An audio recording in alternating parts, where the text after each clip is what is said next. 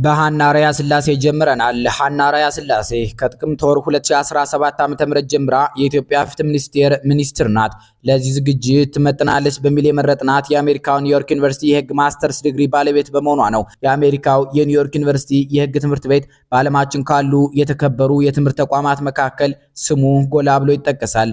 በአምቢስ ፊት ለፊት የሚገኘውን የኢትዮጵያ ፍትህ ሚኒስቴር መስሪያ ቤት ባለቃነት የምትዘውረው ቀጭን ወጣት ሴት ከኒውዮርኩ ግዙፍ የህግ ትምህርት ቤት የህግ ጽንሰ ሐሳቦችን በትክክል እንዳጠናች ይታመናል።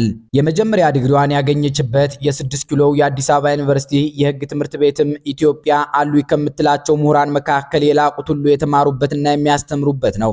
በአዲስ አበባ ዩኒቨርሲቲው ህግ ትምህርት ቤት ውስጥ ከመምህራን ጋር መከራከር ጎን ለጎን በህጋዊና ፍልስፍና ሐሳቦች ዙሪያ መሟገት የተለመደ ነው። የአሁኗ የኢትዮጵያ ፍትህ ሚኒስትር ከዚህ ዝነኛ ተቋም የመጀመሪያ ዲግሪዋን ማግኘቷ ለኒውዮርኩ ጉዞዋም የጠቀማት ይመስላል። በእርግጥ የመጀመሪያ ስራዋም የአዲስ አበባ ዩኒቨርሲቲ ህግ ትምህርት ቤት መምህርነት ነበር። ይህን እድል ያገኘችው ሰቃይ ተማሪ በመሆኗ ይመስላል።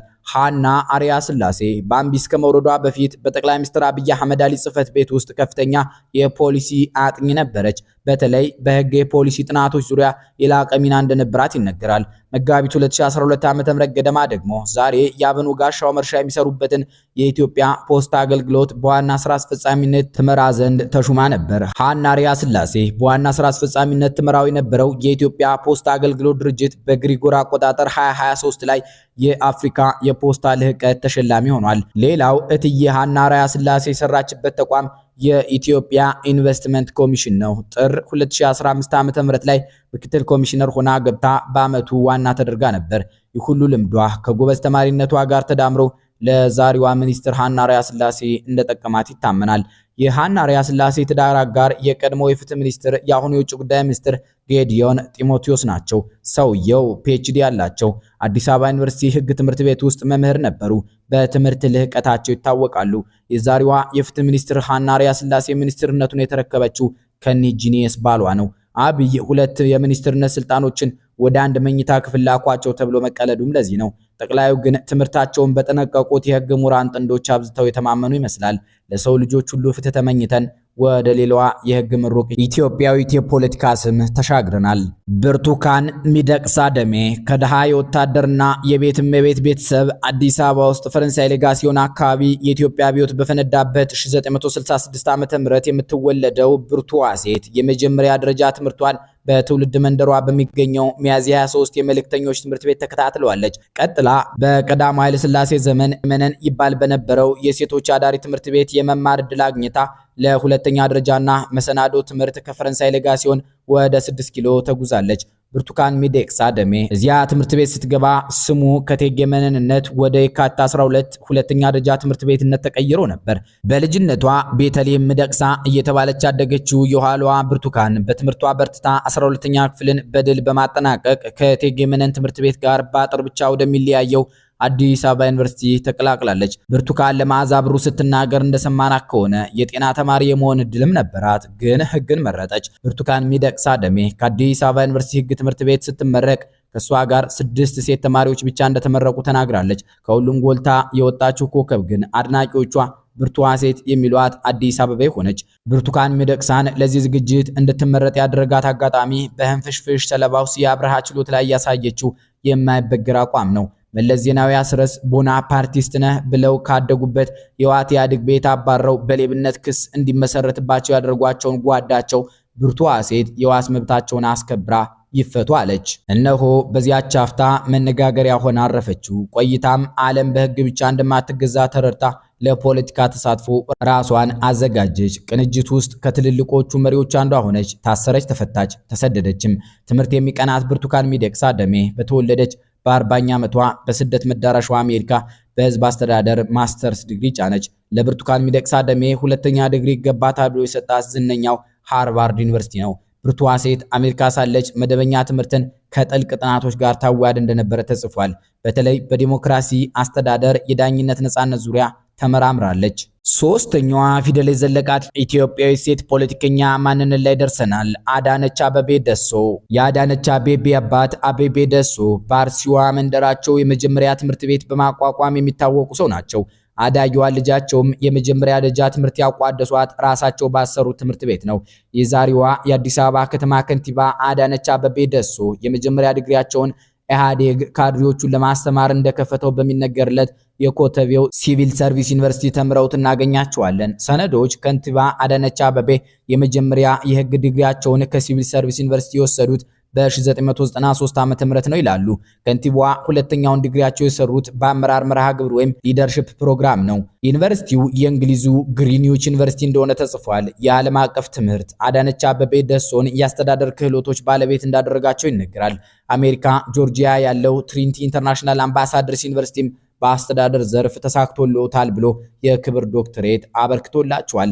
አዳነች አቤቤ ደሶ ስራን የጀመሩት የመጀመሪያ ደረጃ ትምህርት ቤት መምህርት በመሆን ነው። ቀጥለው ርዕሰ መምህርት ሳይሆኑ አልቀሩም። የታወቁበት ስራቸው የኦሮሚያ ፍትህ ቢሮ አቃቤ ህግነት ነው። በ1997 ዓ.ም ገደማ ደግሞ የተወካዮች ምክር ቤት አባልና የአዳማ ከተማ ከንቲባ ሲሆኑ እናገኛቸዋለን። ከአብይ አህመድ አሊ ጠቅላይ ሚኒስትርነት ጀምሮ እስከ 2012 ዓ.ም ገደማ የኢትዮጵያ ገቢዎችና ጉምሩክ ባለስልጣንን መርተዋል። ገቢዎችና ጉምሩክ የግብር አስተዳደርና ጸረ ሌብነት ትግል ላይ ጥንካሬ ያሳዩበት መስሪያ ቤት ሆኖ ተመዝግቦላቸዋል። በ2012 ዓ.ም ገደማ አዳነች አቤቤ ደሶ የተባለች ሴት ለመጀመሪያ ጊዜ የኢትዮጵያ አቃቤ ህግ ጄኔራል ሆና ተሾመች። የአዳነች አቤቤ የፌዴራል አቃቤ ህግ መሪነት ጊዜ ከዝነኛው ድምፃዊ አጫሉ ሁንዴሳ ቦንሳ አሳዛኝ ግድያ ጋር ተገናኝቷል። አድናቂዎቹ ሀጨ የሚሉትን የኦሮሞ ህዝብ ትግል ምልክት ገዳዮች አስመልክተው መግለጫ የሰጡትም ራሳቸው አዳነች አቤቤ ደሶ ነበሩ። ሴትዮቱ ለአንድ ዓመት ያህል የአዲስ አበባ ከተማ ከንቲባ ሆነው ይቆዩና ብልጽግና ፓርቲ የ2013 ምርጫ አሸናፊ ሲሆን በመስከረም 2014 ዓ.ም የኢትዮጵያ የመጀመሪያዋ ሴት የአዲስ አበባ ከተማ ከንቲባ ሆነው ይሾማሉ። አዳነች አቤቤ ደሶ በሰሜኑ ጦርነት አፍላ ጊዜያት የአዲስ አበባ ከተማ ከንቲባ ሆነው ባደረጉት ሰፊ ተሳትፎ ከመሃል ሀገር ልሂቃን ጣይቱ የሚል ውዳሴ ይቸሩ ነበር። ከ2015 ዓ.ም ወዲህ እየተስፋፋ በመጣው የአዲስ አበባ ኮሪደር ልማት ፕሮጀክት ላይ ግን ብዙ ትችት አስተናግደዋል። ከንቲባዋ ብዙ በአደባባይ ከማይታዩት የትዳር አጋራቸው 2 ልጆችን እንደወለዱ አንብበናል። እነሆ ወደ አራተኛዋ ዕውቀት የዘለቃት ኢትዮጵያዊት ሴት ባለስልጣን ማንነት ዘልቀናል። ፍጹም አሰፋ አደላ ትባላለች። ባለ ፒኤችዲ ናት። ዛሬ የኢትዮጵያ እድገት የሚተለምበትን እንደነ ፋሲካ ሲደልል ያሉ ዝነኛ ኢኮኖሚስቶች የመሩትን የ6 ኪሎን የፕላንና ልማት ሚኒስቴር በሚኒስትርነት ትመራዋለች።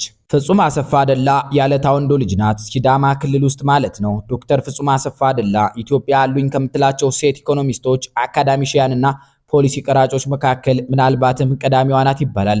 የአሁኗንና የምትመጣዋን ኢትዮጵያ የልማት ስልት፣ የምጣኔ ሀብት እቅድ ብሎም የረጅም ጊዜ የማህበረ ምጣኔ ሀብት ካርታ የተለመች ሴት ጥሩ ስትባሉ ባለ ፒኤችዲዋን ፍጹም አሰፋ አደላን ጥሩ። ዶክተር ፍጹም አሰፋ አደላን ለዚህ መላቅ ያበቃት ኢኮኖሚክስ፣ የልማት ጥናትና የግብርና ኢኮኖሚክስ አጣምራ መማሯ ይመስላል። የመጀመሪያ ዲግሪዋ ከአዲስ አበባ ዩኒቨርሲቲ አካውንቲንግ ትምህርት ክፍል የተገኘ ነው። ይህ ትምህርት መሰረታዊ ፋይናንስና ኢኮኖሚ መርሆችን ስለያዘ ምጣኔ ሀብታዊ እቅዶችን ለመንደፍና የልማት ፖሊሲ ለማርቀቅ ይበጃል ይባላል። ፍጹም አሰፋ አደላ ደግሞ የማስተርስ ዲግሪዋን ከዚያው ከአዲስ አበባ ዩኒቨርሲቲ በልማት ጥናት ዘርፍ በማግኘት ይበልጥ ወደ አሁኑ ስልጣኗ ትጠጋለች።